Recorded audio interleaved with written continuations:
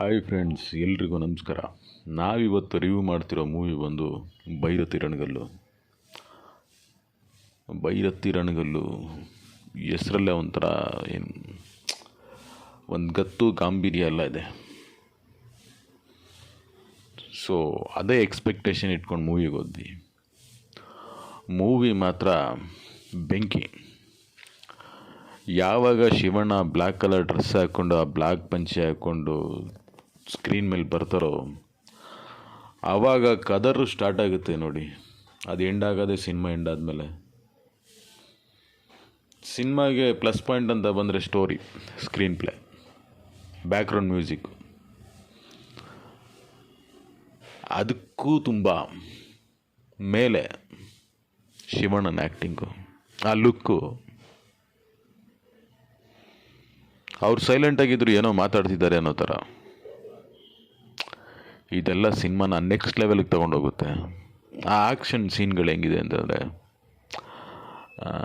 ನೀವು ಏನು ಶಿವಣ್ಣನಿಂದ ಏನು ಎಕ್ಸ್ಪೆಕ್ಟ್ ಮಾಡ್ತೀರೋ ಅದನ್ನು ಫುಲ್ಫಿಲ್ ಮಾಡುತ್ತೆ.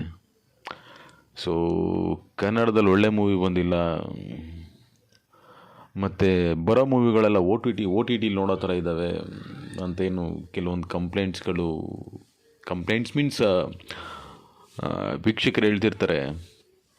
ಸೊ ಅದನ್ನೆಲ್ಲ ಸೈಡ್ಗಿಟ್ಟು ಥಿಯೇಟ್ರಿಗೆ ಬಂದು ಸಿನಿಮಾ ನೋಡಬೇಕು ಅನ್ನೋ ಥರ ಫೀಲ್ ಕೊಡೋದು ಭೈರತಿ ರಣಗಲ್ಲು.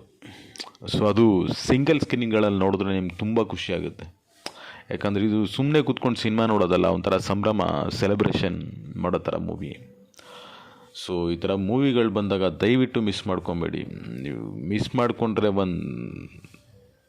ಒಂದು ಒಳ್ಳೆ ಮೂಮೆಂಟ್ಸ್ ಅಂದರೆ ಏನು, ಥಿಯೇಟ್ರಲ್ಲಿ ನೀವೇನು ಹಿಂದ್ಗಡೆ ಅಂದರೆ ಒಂದು 90s, 2000 ಏನು ಥಿಯೇಟ್ರ್ ಸೆಲೆಬ್ರೇಷನ್ಗಳಿರ್ತಿತ್ತು, ಆ ಥರ ಸೆಲೆಬ್ರೇಷನ್ ನಿಮ್ಗೆ ಬೇಕು ಅಂದರೆ ಥಿಯೇಟ್ರಲ್ಲೇ ಹೋಗಬೇಕು.